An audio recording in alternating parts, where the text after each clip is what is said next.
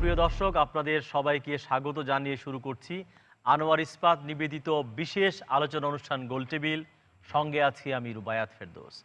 প্রিয় দর্শক, basic bank কেলেঙ্কারিতে সাবেক চেয়ারম্যান আব্দুল হাই বাচ্চুর নাম ঘুরে ফিরে এলেও মামলায় কিন্তু তার নাম নেই।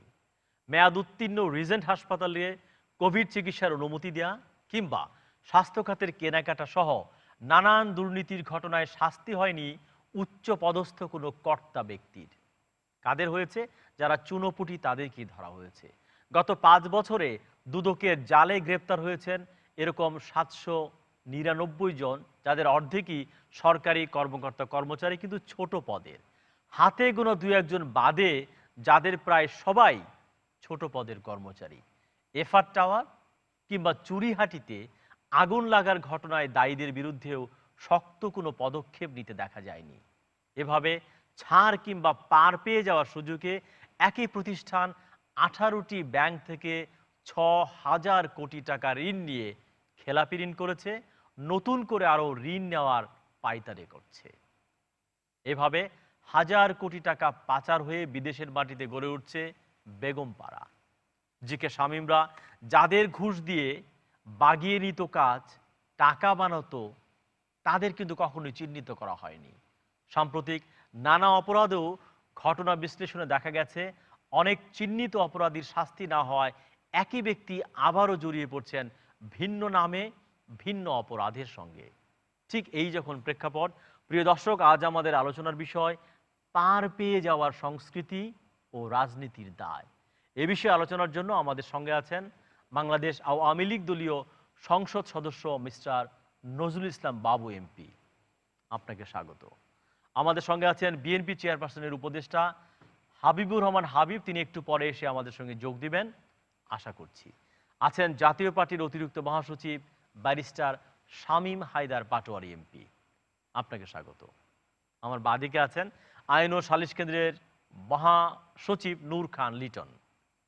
এছাড়া অনলাইনে আমাদের সঙ্গে যুক্ত আছেন আওয়ামী লীগ দলীয় সংসদ সদস্য আহসানুল ইসলাম টিটু এমপি।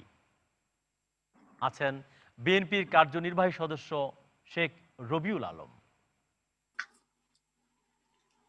প্রিয় দর্শক, এই অনুষ্ঠান আপনাদের, চাইলে আপনারা প্রশ্ন করতে পারেন অথবা মতামত জানাতে পারেন।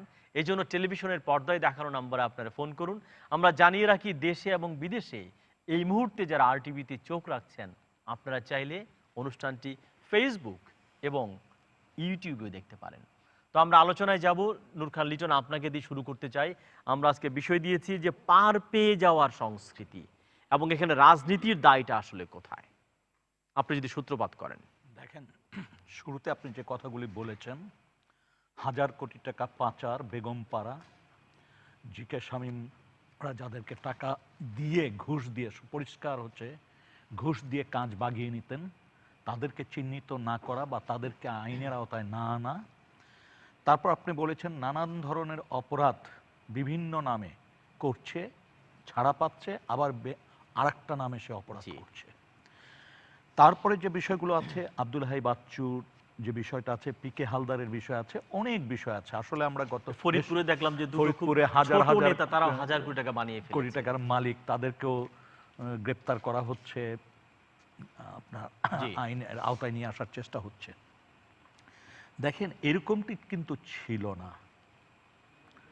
আমরা দেখেছি ঘুষ দুর্নীতি যে ছিল না তা না, ছিল, কিন্তু মাত্রা, পরিমাণ এবং ব্যাপকতা আজকে যে অবস্থায় এসে পৌঁছেছে সেই অবস্থায় কিন্তু ছিল না। আমরাও তো একসময় মাঠের কর্মী ছিলাম, রাজনীতির সাথে যুক্ত ছিলাম, ভুল হোক ঠিক হোক একটা আদর্শ নিয়ে টিকে থাকার চেষ্টা করেছি।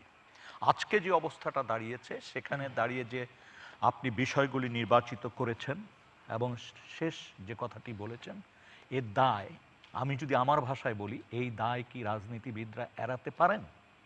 আমি পরিষ্কারভাবে মনে করি যে এই দায় এড়ানো রাজনীতিবিদদের পক্ষে সম্ভব না। কারণ দেশটা তো তারাই পরিচালনা করেন, তারাই তো আইন নীতি নির্ধারণ করেন, তারাই তো পুরা বিষয়টাকে সমন্বয় বলি, কেবল কি নিয়ন্ত্রণ বলি। রাজনীতিবিদ, এখানে আমলা প্রশাসনের তারাও কিন্তু গুরুত্বপূর্ণ ভূমিকা পালন করে। এখন প্রশ্ন অনেকে হচ্ছে- বলেন করে বাংলাদেশ 50 বছরে এখন একটা আমলাতান্ত্রিক রাষ্ট্র, এই জায়গাটিতেই আমার এখনো আমলারাই রাষ্ট্র চালায়, এরকম কথা কিন্তু বলা হয়। রোবাদ ভাই, আমার এই জায়গাটাই প্রশ্ন। অনেক সময় রাজনীতিবিদরা আমরা তো কোণঠাসা হয়ে থাকে। আমরা তো আমলাদেরকে দেশ পরিচালনার দায়িত্ব দেইনি পাবলিক। জি, এখন যদি প্রশ্ন করেন যে আদৌ আমরা দেশ পরিচালনার জন্য কাউকে নির্বাচিত করেছি কিনা, এই প্রশ্ন যদি তোলেন, সেটা না তুলে বরং যদি আমরা হিসাবটা এইভাবে করি যে দেশ পরিচালনা করছেন রাজনীতিবিদরা, এবং সেই রাজনীতিবিদরা কি কারণে, এমন কি কারণ হলো যে তারা আমলাদের উপরে, পুলিশের উপরে বা অন্যান্য বাহিনীর উপর, সেনাবাহিনীর উপর এতটা নির্ভরশীল কি করে হলো?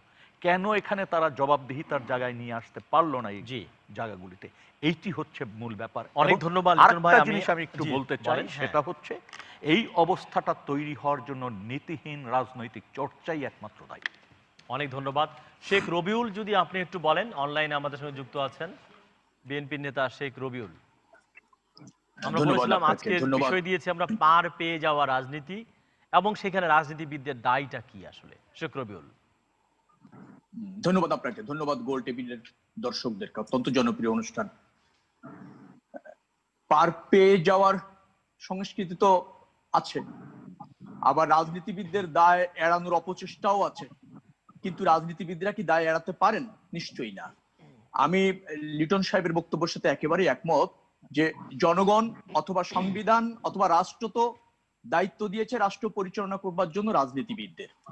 অর্থাৎ রাজনীতিবিদরা যদি তাদের দায়িত্বের উপর সজাগ থাকতো, জবাবদিহিতা তাদের থাকতো, জননির্ভরতা তাদের থাকতো, এবং রাষ্ট্রের যে আপনার সংবিধান বা বিধিবিধান, আইনের শাসন প্রতিষ্ঠিত করবার জন্য রাজনীতিবিদদের যে আপনার কমিটমেন্ট থাকা দরকার, সেটি যদি থাকতো, ডেফিনেটলি আমরা রাজনীতিবিদদের উপর চড়াও হতে পারতো না, অথবা কর্তৃত্ব প্রতিষ্ঠিত করতে পারতো না।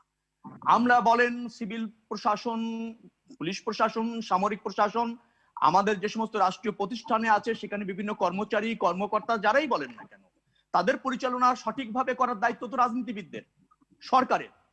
রাষ্ট্র পরিচালনার দায়িত্ব রাজনীতিবিদদের। অতএব এই গুরু দায়িত্ব রাজনীতিবিদদের, এর জবাবদিহিতাও রাজনীতিবিদদের। এখানে আমরা ব্যর্থ হয়েছি, এই দায়িত্ব রাজনীতিবিদদেরকে নিতে হবে। নিশ্চয়ই আমরা আদর্শ প্রতিষ্ঠার রাজনীতি করছি না, জনকল্যাণের রাজনীতি করছি না, জবাবদিহিতামূলক সংস্কৃতি আমাদের রাজনীতিবিদদের মধ্যে তৈরি হয় নাই, রাষ্ট্রের বিভিন্ন ইনস্টিটিউটের মধ্যে তৈরি হয় নাই।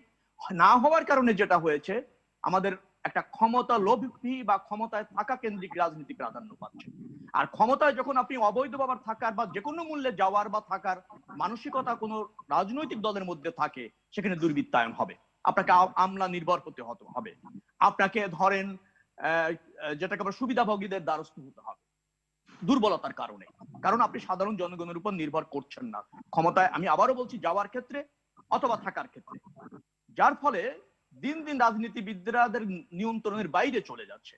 আবার একই প্রক্রিয়ায় রাজনীতিবিদদের মধ্যে অনেক দুর্বৃত্ত ঢুকে যাচ্ছে, যার ফলে আমাদের জনপ্রতিনিধি বলেন, স্থানীয় জনপ্রতিনিধি, মেম্বার অফ পার্লামেন্ট, সরকারের সেন্ট্রাল গভর্নমেন্ট বলতে যা বোঝায়, জি, তার কোনো কিছুই জবাবদিহিতার মধ্যে থাকছে না, রাষ্ট্র পরিচালনায় ফাংশন করছে না। আমাদের করাপশন বাড়ছে, আমাদের ধরেন যেটাকে বলা হয় রাষ্ট্রীয় পৃষ্ঠপোষকতায় অথবা সরকারের প্রত্যক্ষ সহযোগিতায়ও অপরাধীদের আড়াল করার চেষ্টা করা জি, হচ্ছে, অনেক এবং ধন্যবাদ শেখ অপরাধীদের রবিউল। চিহ্নিত করা, থাকুন, তদন্ত আমরা করার আলোচনা ক্ষেত্রে স্বচ্ছতার আসবো, অভাব এই রয়েছে। আলোচনা অনেকক্ষণ ধরে চলবে, আপনি থাকুন। আবার আসবো, আমাদের সঙ্গে আছেন ব্যারিস্টার শামীম হায়দার পাটোয়ারি। আপনি যদি একটু বলেন যে আলোচনা আমরা শুরু করেছি। না, আপনি যে ব্যাংক লুটের কথা বলেছেন, এইটা তো অবশ্যই পলিটিশিয়ানরা দায় এড়াতে পারবে না, কিন্তু সেন্ট্রাল ব্যাংকের একটা ম্যাসিভ ফেইলিওর হয়ে গেছে। আমাদের ব্যাংকে একটা তীব্র দ্বৈত শাসন চলছে। বেসরকারি ব্যাংকগুলো কিছুটা হলেও সেন্ট্রাল ব্যাংকের জুরিসডিকশনে আছে, সরকারি ব্যাংকগুলো সম্পূর্ণভাবে ফাইন্যান্স মিনিস্ট্রির একজন জয়েন্ট সেক্রেটারি চালায়। প্র্যাকটিক্যালি এবং আইনগতভাবেও বাংলাদেশ ব্যাংকের সেখানে কোনো ভূমিকা নেই। এবং আপনি দেখবেন বিসমিল্লাহ গ্রুপ, হলমার্ক, এরা কিন্তু সরকারি ব্যাংক থেকে 8,000 কোটি, 10,000 কোটি, 12,000 কোটি এই ধরনের বিশাল বিশাল অঙ্কের টাকা তারা নিয়েছিল। এবং 2009 সালে এই আওয়ামী লীগের আমলেই শুরুতে বাংলাদেশে খেলাফি ঋণ ছিল 22,481 কোটি টাকা। 2019 সালের জুনে এসে এই খেলাফি ঋণ দাঁড়িয়েছে 1,22,425 কোটি টাকা, যা মোট ঋণের 11.69%। যদিও ইন্টারন্যাশনাল মনিটারি ফান্ড বলছে এই মানে অ্যামাউন্টটা আরও বেশি, কারণ এখানে অবলম্বনকে বাদ দেওয়া হয়েছে। যদি অবলম্বনকে আপনি অ্যাড করেন তাহলে এটা 2 লক্ষ কোটির উপরে চলে যাবে, যেটা বাংলাদেশের অতীত সমস্ত রেকর্ডকে ভেঙে ফেলছে। এবং এইটাই আমাদের এখন ইকোনমির সবচেয়ে বড় ক্রাইসিস। আমাদের এই যে করোনার সময় কিছু অর্থ সংকট হতে পারে, কিছুটা আমরা যে আশঙ্কা করছি, যদি এই ব্যাংকের টাকাগুলো আমরা রক্ষা করতে পারতাম, আমরা যে কোনো বিপদ সামনে আমরা অবশ্যই ঠেকাতে পারতাম। মূল প্রবলেমটা পলিটিশিয়ানের পাশাপাশি বাংলাদেশ ব্যাংকের ব্যর্থতা। কারণ বাংলাদেশ ব্যাংকের একটা রেগুলেটরি অথরিটি হিসাবে একটা ওভারঅল বিশাল একটা ভূমিকা ছিল। এই বিষয়ে বিনোদ রায়, উনি একজন ভারতীয় ব্যুরোক্রেট, উনি চমৎকার কথা বলেছেন রয়্যাল আরবিআই নিয়ে, যেটা ইন্ডিয়ার সেন্ট্রাল ব্যাংক আর কি।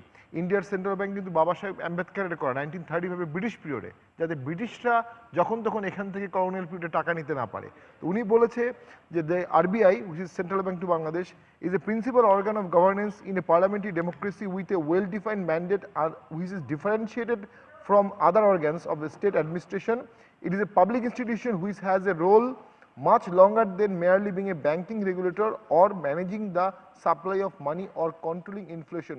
টোটাল ইকোনমিটা উনি বলছেন মানে ন্যাশনাল ব্যাংক বা রাষ্ট্রীয় বাংলাদেশ ব্যাংকের উপর নির্ভর করছে। তো আমাদের এখানেও এক্স্যাক্টলি তাই। এটার পাশাপাশি যে জিনিসটি আমাদের প্রয়োজন, এই যে ব্যত্যয়গুলো ঘটছে, এই ব্যত্যয়গুলোয় সরকারের ভিতর থেকে প্রতিবাদ করার, বিরোধী দল তো বলছেই, সবাই বলছে, কিন্তু সরকারের ভিতর থেকে কেউ প্রতিবাদ করছে না কেন? সরকারের ভিতর থেকে সরকারকে রিথিঙ্ক করতে বাধ্য করছে না কেন? ইন্দিরা গান্ধী যখন ব্যাংকগুলোকে প্রাইভেটাইজেশন করলেন, তখন মোবারকজি দেশাই ছিলেন, উনি এটাতে রাজি হতেন না। তখন ইন্দিরা গান্ধী ওনাকে মন্ত্রিত্ব বাদ দিয়ে আরো উপরের পদ উপপ্রধানমন্ত্রী অফার করলেন বা বানিয়ে দিলেন। মোবারকজি দেশাই এসে বললেন যে তুমি আমার মেয়ের মতো এবং আমি কখনোই তোমার কোনো কথার বাইরে যাইনি, কিন্তু আজকে তুমি আমাকে ক্লার্কের মতো ট্রিট করলা। এবং সেখান থেকে কংগ্রেসের সাথে মোবারকজি দেশাইয়ের ডিস্টেন্স, এই যে সামওয়ান এসে ভুলটা ধরিয়ে দিবে, বিশাল ভুল। আমরা 2 লক্ষ কোটি টাকার কথা বলছি, আমাদের দেশে এখনো 22% পভার্টি লেভেলের নিচে বাস করে। করোনার সময় এটা 40% হতে পারে। ওই 2 লক্ষ কোটি টাকা যদি আমরা ভাগ করে দিতাম, তাহলে বাংলাদেশে 1 লক্ষ গরিব থাকতো না। তো এইটার তো একটা রাষ্ট্রীয় ব্যর্থতা, আওয়ামী লীগের ব্যর্থতা। আওয়ামী লীগের অনেক উন্নয়ন সাফল্য আছে, অস্বীকার করা যাবে না, কিন্তু এই ব্যর্থতার দায়টা অনেক আমাদের ধন্যবাদ অনেক আপনাকে। বড় আকার ধারণ আপনি করছে। যদি একটু বলেন, আলোচনা অনেকক্ষণ হয়েছে সব মিলিয়ে। দেখুন, ব্যর্থতা সফলতা নিয়েই আলোচনা হবে। যে সরকারের সফলতা থাকবে তার ব্যর্থতা থাকতে পারে, আমি অস্বীকার করি না। তবে ব্যাংকিং সেক্টরের বিষয়টি নিয়ে যেভাবে আমরা খোলামেলা আলোচনা করি, বিষয়বস্তুটা যদি আমরা নির্ধারণ করি এইভাবে যে মিডিয়া থেকে শুনলাম, পত্রিকায় আসলো, বাংলাদেশের সংকট দেখা দিল, তাইলে আমার আপত্তি ছিল না। যখন দেখি আমরা আলোচনায় আনি বিষয়বস্তু হিসাবে যে সাম বাচ্চু, আব্দুল্লাহ বাচ্চু, ওনাকে শাস্তি দেওয়া হচ্ছে না, ওনাকে আমরা খুঁজে পাচ্ছি না, উনি একটি ব্যাংকের চেয়ারম্যান ছিলেন। মানে আমি আশ্চর্য হই তখন আমরা যারা আলোচনা করি যে আব্দুল্লাহ বাচ্চু একটা ব্যাংকের চেয়ারম্যান, তিনি একটি সভায় প্রিসাইড করেন, সেখানে আরও অনেক ব্যাংকাররা থাকেন, সংশ্লিষ্ট ব্যক্তিবর্গ থাকেন। কোনো লোন পাস করতে হলে তাদের সকলেরই সেখানে বাক্য বিনিময় থাকে, এবং কোনো ব্যাংক যদি কাউকে টাকা দেন তাহলে যাকে তাকে টাকা দিচ্ছেন না, যাকে টাকা দিবেন সেই পরিমাণ বা বিধান মোতাবেক তার সেই পরিমাণ সম্পদ আছে কি না যাচাই বাছাই করা হয়। কিন্তু আমি তো এটা জানি না, আপনি তো জানেন না যে what is cause and why we are discuss this matter, আমি এটা বলতে পারবো না। আমি শুধু এইটুকু বলবো, যদি যথাযথভাবে বাচ্চু সাহেবকে আপনারা অ্যাজ এ ক্রিমিনাল হিসাবে ট্রিট করতে পারেন, তাইলেই এই কথাটা বলা উচিত কিভাবে সে পার পেয়ে গেল। আর আমি যদি বলি বাচ্চু দায়িত্ব সঠিকভাবে পরিষদে সে করতে পেরেছেন বা সঠিকভাবে তিনি পর্যালোচনা করেই ঋণ দিয়েছেন, আদায় হচ্ছে না, সেই বিষয়টি কিন্তু আবার ভিন্ন। আবার বিষয়টি যদি এরকম হয় যে বাচ্চু সাহেবের কোনো দোষ ত্রুটি খুঁজে পায়নি কেউ, আমরা যারা বাইরে থেকে কথা বলছি আমরা তাকে দোষারোপ করছি, তাইলেও কিন্তু বিষয়টা অন্যায় হয়ে যাচ্ছে, মিডিয়া ট্রায়াল হয়ে যাচ্ছে। তো এইভাবে কথা না বলে বাস্তবতা হলো বাংলাদেশের রিজার্ভ আমরা সন্তোষজনক, শুধু সন্তোষজনক নয়, তাক লাগানো পৃথিবী বিস্ময় যে বাংলাদেশের প্রধানমন্ত্রী আজকে বাংলাদেশকে যেভাবে পরিচালনা করছেন, এই করোনার মধ্যেও আমরা অর্থনৈতিকভাবে এখনও ভালো পজিশনে আছি অন্যান্য দেশ থেকে। কিন্তু আমরা যদি একজন লোক ব্যাংক ঋণ খেলাপি তাকে নিয়ে এই মিডিয়া চর্চায় মিডিয়া আলোচনা আনি, তাহলে আমাকে নিশ্চয়ই ওই ব্যক্তি সম্পর্কে, ওই ব্যক্তির কী কারণে লোন পেল সেই প্রশ্নের জবাবটা আমাকে জানতে হবে। কিন্তু আমরা কি আসলে কেউ সেটা জেনে এসেছি? নিশ্চয়ই নয়। আমরা এই মিডিয়া ট্রায়ালকে আরো উৎসাহিত করে কিছু কিছু জায়গায় অপরাধীকে সুযোগ করে দিচ্ছি ছাড় দেওয়ার। শুধু তাই নয়, আপনি দেখেন আমি অনেক বিষয়ে আপনাকে আজকে বলতে চাই। নিশ্চয়ই। একটি বিষয় বলবো যে দুইজন মানুষ একজনের বিরুদ্ধে দরখাস্ত দিলেন এত বড় খিস্তি দিয়ে, দুদকে নিয়ে দিয়ে আসলেন, পরের দিন তার বিরুদ্ধে বা এটার কারণে তাকে ডাকা হয়, তার বিষয়টা পর্যালোচনা করা হয়, পরের দিন দেখা যায় পত্রিকায় টেলিভিশনে আপনারা বিশাল করে দেখান দুদক তাকে খুঁজছে। এরকম আমাদেরকে অন্তর্ভুক্ত করেছে। জি। আমরা ওই একদিন খুবই গরিব ছিলাম, আজকে আলোর মুখ দেখছি। ভবিষ্যতে আমরা ওই সিঙ্গাপুর মালয়েশিয়াকে টাকা দিতে চাই, আমরা স্বপ্ন তাহলে দেখছি, অবশ্যই। আমরা আমাদের স্বপ্নটা কি, হোয়াট ইজ ড্রিম? ওই ড্রিমকে যদি কাজে লাগাতে হয় তাহলে কেন 2 লক্ষ কোটি নয়, আরো বেশি আমরা জি।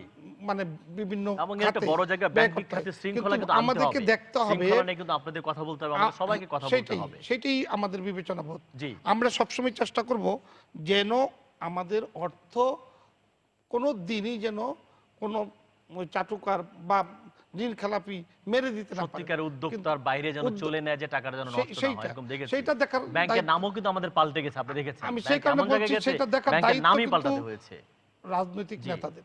কিন্তু আজকে ব্যাংক থেকে কে লোন পাবেন সেটা রাজনৈতিক নেতা আপনাকে সিদ্ধান্ত দিবেন না, সেটা ব্যাংকাররাই সিদ্ধান্ত জি। নিয়ে যদি দেন, সেখানে সিস্টেম অনেক রয়েছে ধন্যবাদ কিভাবে বাবু টাকা ভাই, আদায় আপনার করতে কাছে হবে। আবারও আসবো, আলোচনা সুতরাং চলবে। এই বিষয়গুলো আমরা আবারও আসবো আলোচনা। সেইভাবে মানে লুটপাটের জায়গায় না নিয়ে জি। মাঝে মধ্যে আমাদের বিবেকটাকে কাজে লাগানোর দরকার অনেক রয়েছে ধন্যবাদ মনে আপনাকে। করি। হাবিব ভাই যদি একটু বলেন। মানে দুদক ডাকলেই একজন দুর্নীতিবাজ হয়ে যায় না, যে মিডিয়া যে তাকে এইভাবে যে ফলাও করে, এই প্রশ্নটি ভাই বলেছেন আসলে। আপনাকে ধন্যবাদ। আপনার মাধ্যমে আরটিভির দর্শক শ্রোতাদেরকে ধন্যবাদ জানাচ্ছি। অনেক দিন পর করোনাকালীন পরে আসলাম, আল্লাহ সুস্থ রেখেছেন, মন আল্লাহ তাআলার কাছে কৃতজ্ঞতা প্রকাশ করছে। নূর ভাই, স্বামী হায়দার পাটোয়ারি, আমার সুর ভাই, নজরুল ইসলাম বাবু সহ সবাইকে ধন্যবাদ। আসলে আমি এখানে এইভাবে বলতে চাই, আমি বাবুর নাম দেখেছিলাম, দুদকটাকে তার বিরুদ্ধেই করেছে হ্যাঁ। বাবুর, কিন্তু বাবুর চেয়ে আবার 20 গুণ আরেকজন দুর্নীতিবাজ আমি দেখেছি, যুবলীগের দপ্তর সম্পাদক ছিল। তা ঢাকা শহরে কম করে 10 মিনিটের বাড়ি, তার জমি এত বড় ফিলিস্তিন, তাকে কিন্তু ডাকে নাই। বাবুর নাম যখন দেখলাম আমি তো ওটা আরো ভালো করে জানি ও কত বড় মহা দুর্নীতিবাজ। এটা যুবলীগের একটা দপ্তর সম্পাদক হয়ে তার কোটি কোটি টাকার সম্পত্তি, একদম কাগজপত্র, বাড়ির খতিয়ান, নাম্বার টাম্বার সব সহ আছে। বাবু সেখানে ধরেন দীর্ঘদিন ধরে রাজনীতি করে আসছে, পারিবারিক অবস্থান ভালো ছিল, এমপি ছিল। একটা পর্যায়ে কিছু হয়তো টাকা পয়সা হতেই পারে, স্বাভাবিক। সব না, আমাকে তো কেউ ডাকে নাই মিডিয়াতে। মিডিয়াতে সেটাই বললাম যে মিডিয়াতে News এরকম করে একটা দেখলাম। তা আমি তখন চিন্তা করলাম কি রে, বাপু ডাকলো আর মহা দুর্নীতিবাজার, সেটা তো কোনো খবর নেই, আমি চিনি। হ্যাঁ, তো এরকম অনেক সময় মিডিয়া মাধ্যমে এটা চলে আসে। আর দুদক ধরেন কেউ না কেউ করান। করায়, কেউ করায়। হয়তো দেখা যাচ্ছে যে যাকে আমি চিনি, যার এত কোটি টাকা, এত ব্যক্তি আমার কাছে কাগজ হাতে, হয়তো ওই দুদকে হয়তো অ্যাপ্লিকেশন করছে যে এর বিরুদ্ধে এটা করতে পারে। রাজনৈতিক শত্রুতার কারণে হ্যাঁ, অনেক সময় এটা করা হয়। করতে পারে, প্রতিপক্ষ হয়তো সে মনে করতে পারে সামনে আমি নির্বাচন করবো, এমন তো হতো। টাকা হলেই তো এই পথে চলে যায় আর কি। তো এই জন্য আমি বলি যে আমাদেরকে স্বচ্ছতার মধ্য দিয়ে যদি আমরা চলতে পারি, আমি যে আলোচনাটাকে শুনলাম, স্বামীদের পাঠর যে আলোচনা করলো, আজকে ব্যাংকিং সেক্টর যে অব্যবস্থাপনা, এটা কিন্তু আমাদেরকে মানতে হবে, এটা মানতেই হবে, যেই করুন না কেন। তবে একটি জিনিস হলো কি, আমি জেলখানায় ছিলাম কাশিমপুরে, তো আমার সাথে ঘুমাতো একজন সোনালী ব্যাংকে, উনি মানে ডিজিএম ছিলেন। ওই লোকটা কিছুই যায় না, সে কিন্তু আসামি। আবার প্রধান যে ম্যানেজার যিনি ছিলেন, জিএম যিনি ছিলেন, উনিও পাশের রুমে। এই যে এরা এই যে হলমার্ক কেলেঙ্কারি যেটা, বুঝছেন না, এই যে কিছু জিনিস আমাদের চোখের সামনে যেটা দেখলাম, তো এই যে টাকাগুলি ধরেন আপনার নর্মাল একটা লোক কিন্তু আপনার ব্যাংকে থেকে টাকা চাইলে যদি 50 লাখ টাকা 1 কোটি টাকা চায়, তাহলে সে কিন্তু সহজে পায় না, তার নানান পথঘাট ঘুরতে হয়। অত দেখা যাচ্ছে যে শত শত কোটি টাকা তারা নিয়ে চলে যাচ্ছে, হাজার হাজার কোটি টাকা নিয়ে চলে যাচ্ছে। তো এইগুলি ব্যাংকিং খাতের সাথে যারা আগের থেকে জড়িত, ব্যাংকিং খাত না, আমরা সার্বিকভাবে বলতেছিলাম। আমি আপনার কাছে আবারও আসবো যে এখান থেকে আমাদের এই জিনিসটাকে দেখতে হবে। টিটু ভাই যদি একটু বলেন এই পর্বে আপনারা শুনে আমরা বিরতিতে যাব আসলে। ধন্যবাদ রুবাইদ জি। ভাই আপনাকে। আসলে আমরা আপনার যে মূল বিষয়টা ছিল আমি ওইটাই একটু আলোকপাত করতে চাই, যে পার পেয়ে যাওয়ার সংস্কৃতি এবং রাজনীতির দায়। অবশ্যই দেশ পরিচালনার জন্য জনগণ রাজনৈতিক দলকে ম্যান্ডেট দেয় এবং সেই ম্যান্ডেট নিয়েই একটি রাজনৈতিক দল বাংলাদেশ আওয়ামী লীগ গত 12 বছর ধরে দেশ শাসন করে আসছে এবং মাননীয় প্রধানমন্ত্রী জননেত্রী শেখ হাসিনার নেতৃত্বে এই পার যাতে না পেয়ে যেতে পারে সেজন্যই কিন্তু আমরা ব্যবস্থাগুলি নিচ্ছি। আর পার পেয়ে যাওয়ার সংস্কৃতি ছিল, সেই সংস্কৃতিটা বাংলাদেশ আওয়ামী লীগ জননেত্রী শেখ হাসিনার নেতৃত্বে বদলানোর চেষ্টা করছে। আপনি যদি দেখেন যে কার্যকর ভূমিকাগুলি নেওয়া হয়েছে, বিশেষ করে আপনি দুর্নীতির বিরুদ্ধে যে ব্যবস্থাগুলি নেওয়া হয়েছে, আজকে জি কে শামীমকে নিয়ে আলোচনা করছি, এটা এই সরকার উদ্ঘাটন করেছে। আজকে যারা দলের মধ্যে দলের আশ্রয়ে বা প্রশ্রয়ে দুর্নীতি করার চেষ্টা করছে তাদেরকেও ছাড় দেওয়া হচ্ছে না। এটাই কিন্তু এই রাজনীতির সংস্কৃতি, যে পার পেয়ে যাওয়ার সংস্কৃতি থেকে যাতে বের হয়ে আসতে পারি সেইটার জন্যই আমাদের কার্যকর পদক্ষেপ। তো আমি মনে করি যে অবশ্যই এটা একটা মানে বহুদিনের চর্চা আমাদের সংস্কৃতির মধ্যে, আমাদের না শুধু, আমাদের আগে পাকিস্তান আমলে এখনো যদি আপনি উপমহাদেশে দেখেন, উপমহাদেশে পাকিস্তানের ভারতে এই পার পেয়ে যাওয়ার সংস্কৃতি কিন্তু রাজনৈতিক ছত্রছায়া আছে, কিন্তু আমরা সেই ছত্রছায়া থেকে এখন বের হয়ে আসার চেষ্টা করছি। অবশ্যই আমি মনে করি যে মাননীয় প্রধানমন্ত্রী যেভাবে সফল হয়েছেন বিভিন্ন ক্ষেত্রে, বিশেষ করে দেশকে অর্থনীতিতে এগিয়ে নিয়ে যাওয়া, দারিদ্র্য বিমোচন এবং সামাজিক সূচকগুলাতে যেভাবে আমরা এগিয়ে যাচ্ছি, নারীর ক্ষমতায়ন সহ, এখানেও আমরা সফল হব। আর সেন্ট্রাল ব্যাংক অনেক ধন্যবাদ টিটু ভাই, আমি আপনার কাছে আসবো, আমরা বিরতিতে যাব, কিন্তু একটা প্রশ্ন আমাদের দর্শকরা ফেসবুকে করেছেন, আমাকে জানানো হলো, সেটা হচ্ছে যে জিকে শামীমদেরকে যারা তৈরি করে, যাদেরকে তারা আশ্রয় প্রশ্রয় দেয়, তারা সে আরো বড় ধরনের মানুষ, তাদেরকে আমরা কখনো ঠিক দেখি না, সামনেও আসে না। এই উত্তরটি সবার কাছে আমরা খুঁজবো, কিন্তু বিরতির পরে। প্রিয় দর্শক, আপনারা দেখছেন আনোয়ার ইস্পাত নিবেদিত বিশেষ আলোচনা অনুষ্ঠান গোল টেবিল, যেখানে আমরা কথা বলছিলাম পার পেয়ে যাওয়ার সংস্কৃতি ও রাজনীতির দায়। সঙ্গে থাকুন, ফিরছি।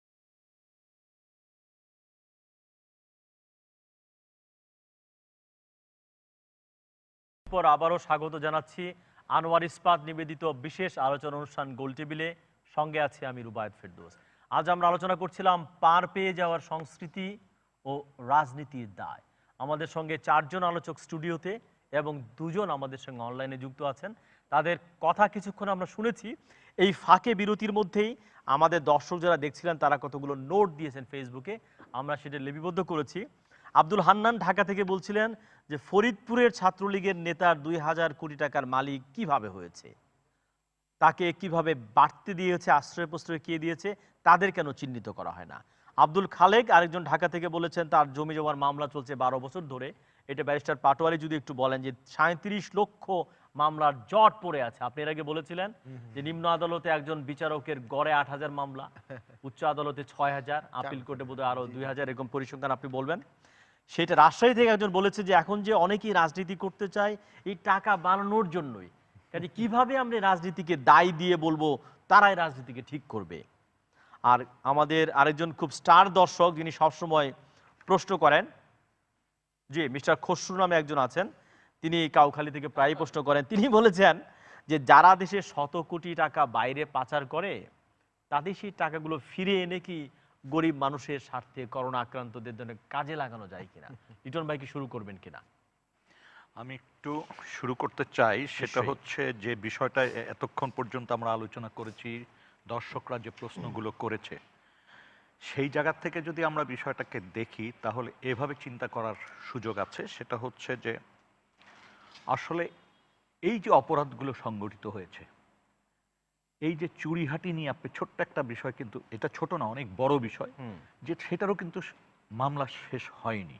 এফআর টাওয়ারের কথা যদি বলেন, সেই এই এত বড় বড় অগ্নিকাণ্ড, কত মানুষ মরে এর দায় আমরা কিন্তু চিহ্নিত করতে পারিনি। মানে দায়টা কার ঘাড়ে, যতক্ষণ পর্যন্ত আপনি বিচার সম্পন্ন না হচ্ছে আমরা তো বলতে পারছি না। তো এইটি কেন হচ্ছে, এক কথায় যদি জবাব দেই 3 অক্ষরে, মানে কয়েকটা অক্ষরে, সুশাসনের অভাব। আজকে মানছি যে সেন্ট্রাল ব্যাংক অন্যান্য ব্যাংক যাই বলি, বোর্ডে যে সভাগুলো হয়, প্রশ্ন হচ্ছে বোর্ডে যারা আসেন তাদের নিয়োগটা কিভাবে হচ্ছে। নিয়োগটা কি এখন স্বাভাবিক প্রক্রিয়ায় হয়? এই প্রশ্নগুলি কিন্তু আসছে মনে। এবং এটি ঠিক যে এমন একটি অবস্থায় আমরা পৌঁছে গেছি যে সব কিছুই সম্ভব,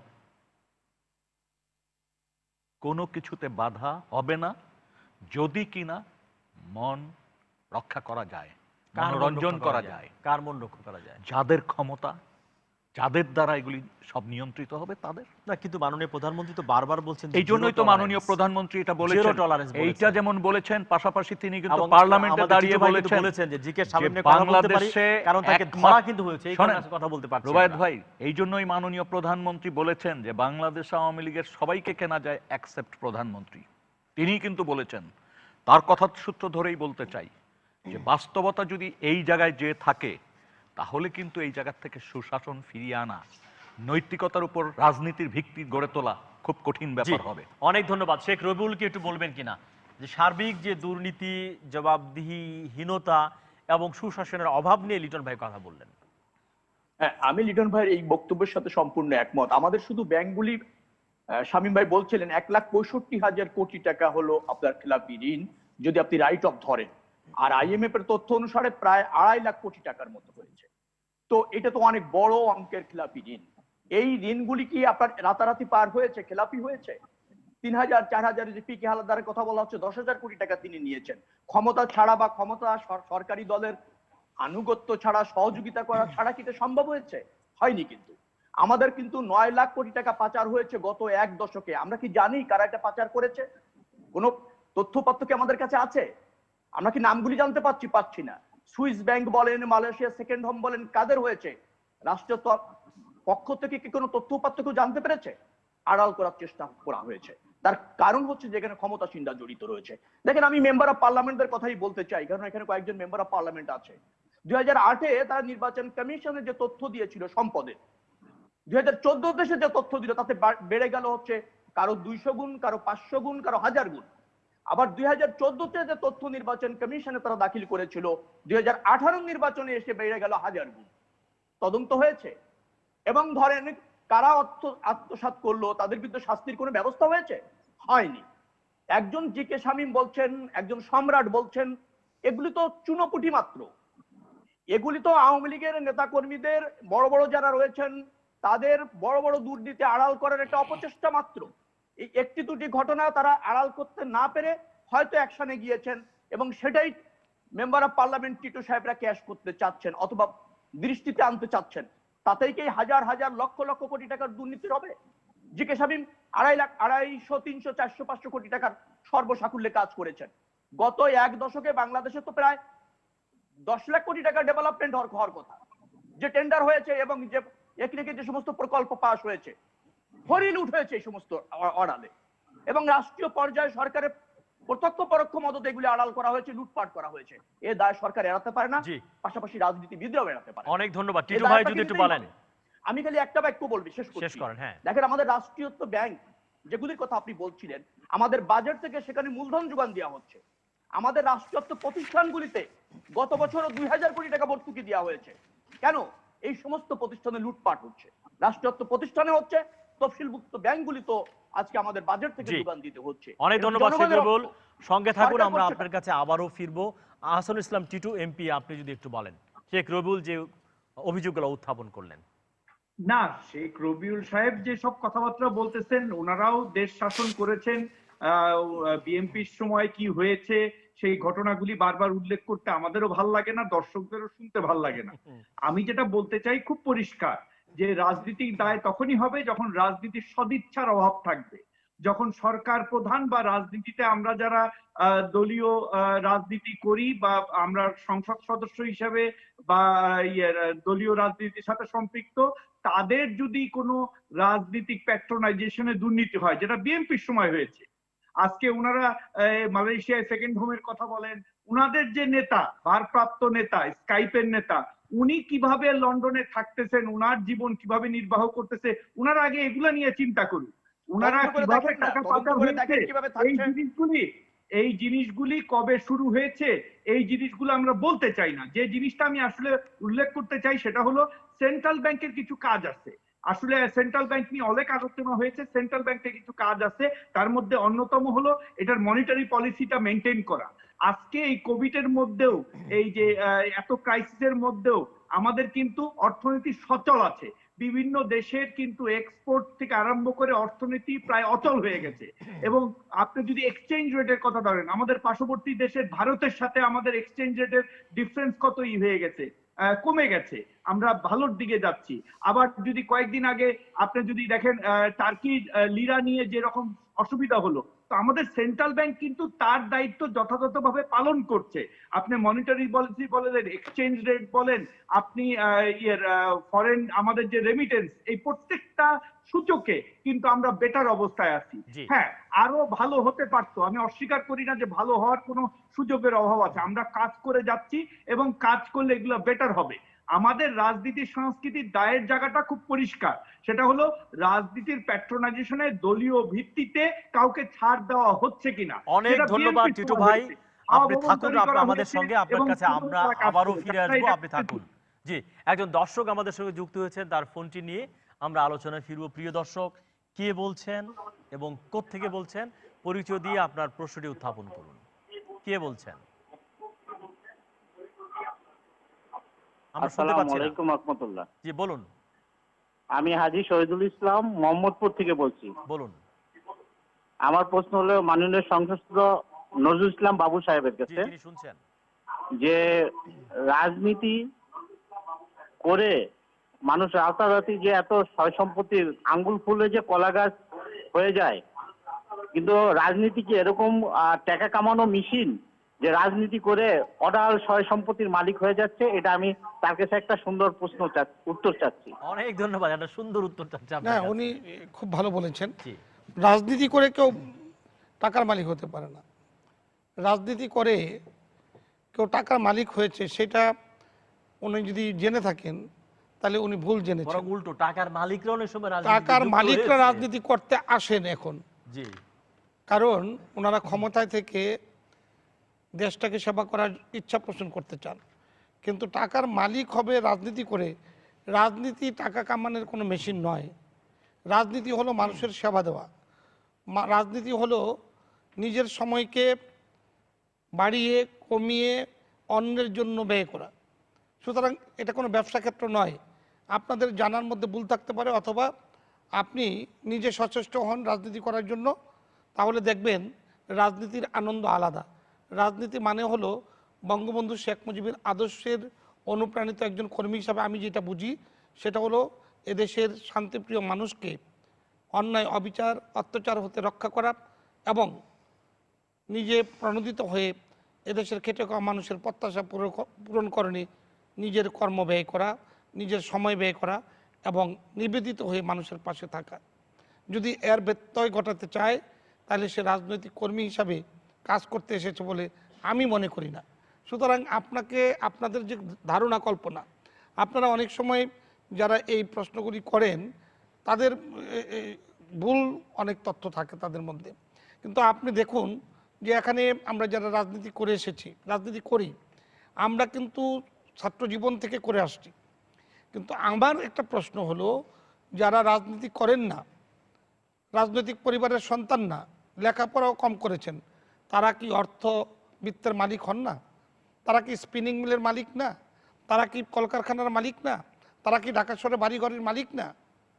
কিন্তু রাজনৈতিক নেতাদের এই বেলায় এই বিষয়টি উঠে আসে বারবার। কেন উঠে আসে এই বিষয়টি আসলে আমার বোধগম্য নয়। অনেকের বাবার বাড়ি রয়েছে, অনেকের বাবার ব্যবসা রয়েছে, অনেকের বাপদাদার অনেক সুনাম রয়েছে, ইতিহাস ঐতিহ্যের ধারাবাহিকতা রয়েছে, ওগুলিকে বিবেচনা করতে হবে।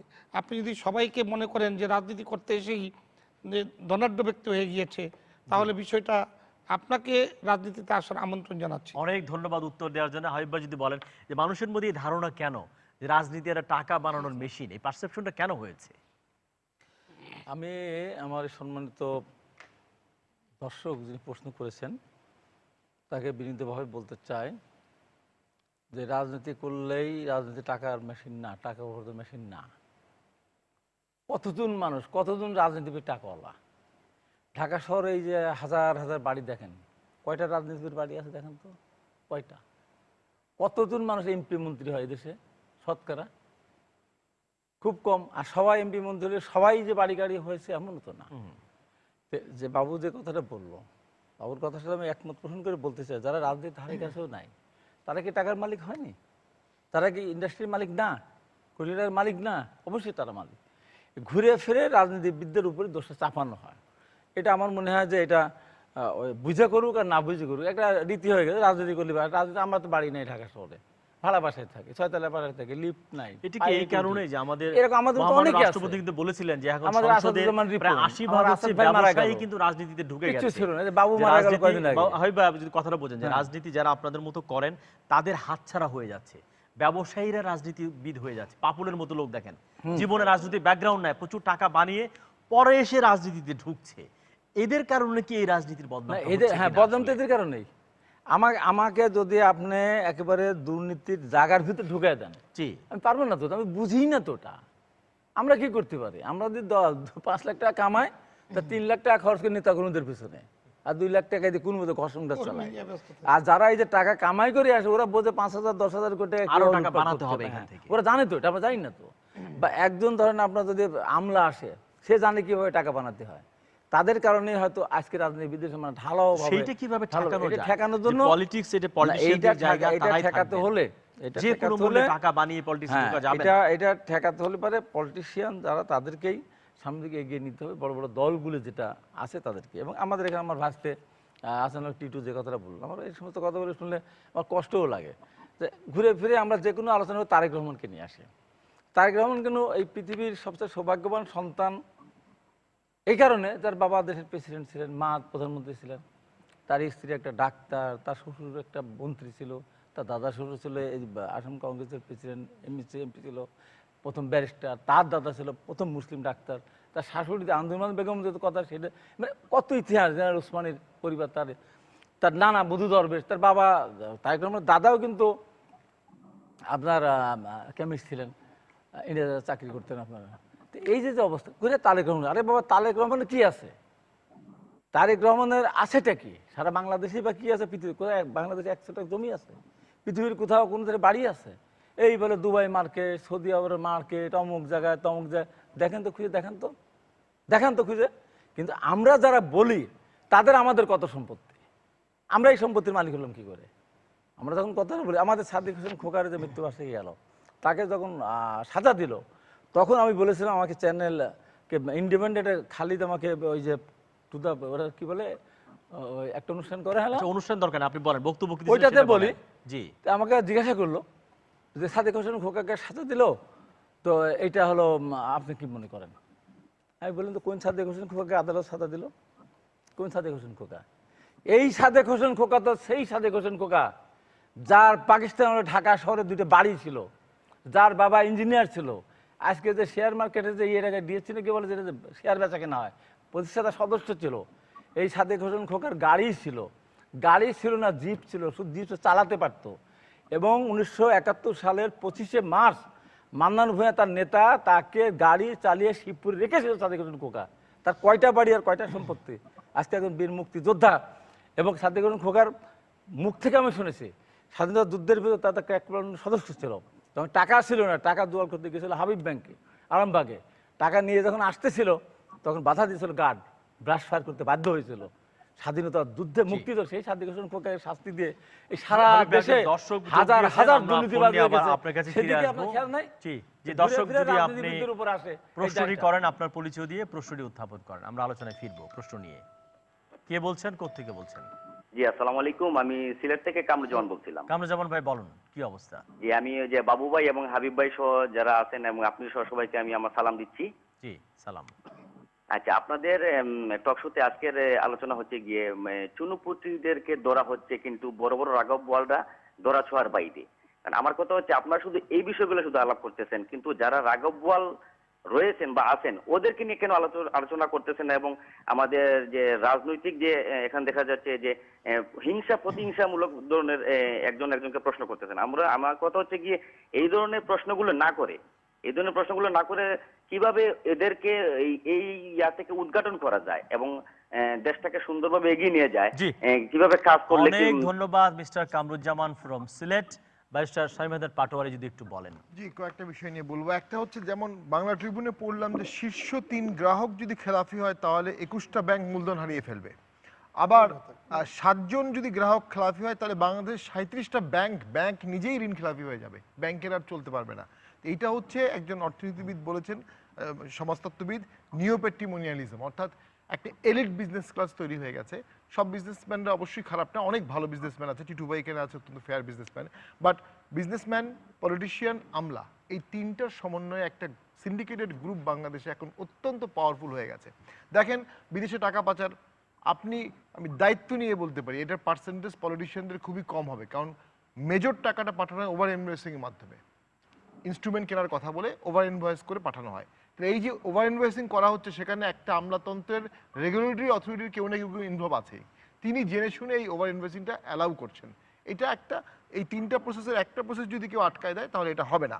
দ্বিতীয় যে জিনিসটা আমি বলবো, যে আমার 3-4টা আর্টিকেলের কথা মনে পড়ছে, যে শুধু রাজনীতিবিদের দোষ আসছে, আসলে ব্যাপারটা তেমন না। বাংলাদেশ প্রতিদিনে একটা আসছে, আমলা দেশে রাজনীতিবিদ কামলা, একটা আর্টিকেল লেখা হয়েছিল কিছুদিন আগে, এবং সেখানে এবং আরেকটা পরের দিনই আবার আর্টিকেল লেখা হয়েছিল, তীব্র হচ্ছে মাঠ পর্যায়ে আমলা ও রাজনীতিবিদের দ্বন্দ্ব, এবং সেখানে কয়েকজন মন্ত্রী নাম প্রকাশ না করার শর্তে বলেছেন মন্ত্রণালয় চালাচ্ছে সচিব, আমার কথা শোনা হচ্ছে না, স্পষ্ট করে বলেছেন। আকবর আলী খান, উনি যদিও নিজেও আমলা ছিলেন, কিন্তু রিটায়ারমেন্টের পরে উনি প্রো পিপল কথাবার্তা বলেন। উনি ত্রাণের সময় লিস্ট করা নিয়ে বলেছেন যে পাছায় লাথি মেরে আমলাদের ত্রাণের তালিকা তৈরির প্রক্রিয়া, মানে একটা পাকিস্তানের ঘটনা দিয়ে বলেছেন।